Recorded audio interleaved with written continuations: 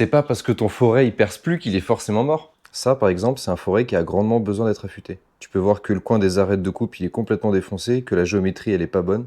On va quand même faire un essai. Tu vois que le forêt il vibre, il fractionne le copeau. Bon, on va arranger ça, je vais te montrer ma technique pour affûter les forêts. Pour affûter un forêt, on vise généralement un angle à 120 degrés entre les deux arêtes de coupe. Alors pour commencer, tu peux te faire un petit repère ici, à 30 degrés. Tu vas pouvoir suivre cet angle pour affûter ton forêt. Bon, maintenant que tu as ton premier angle, il va falloir trouver le deuxième. Tu vas pas affûter directement dans l'axe de ton touret à meuler.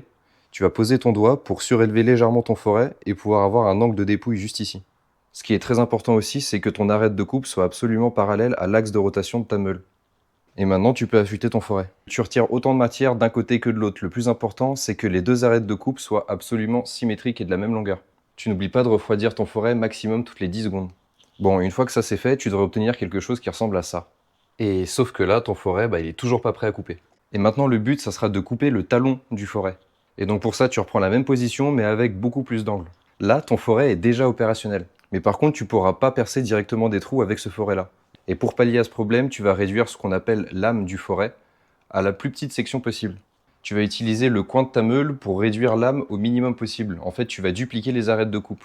Et tu obtiendras au final un forêt parfaitement affûté qui peut directement percer sans avant-trou.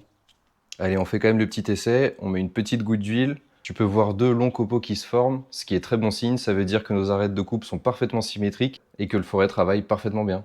Si tu veux savoir à quelle vitesse tourner avec ton forêt, je t'invite à regarder ma dernière vidéo, elle est déjà sortie. Et n'oublie surtout pas de t'abonner si tu veux apprendre encore plein de trucs d'usineur. Allez, ciao!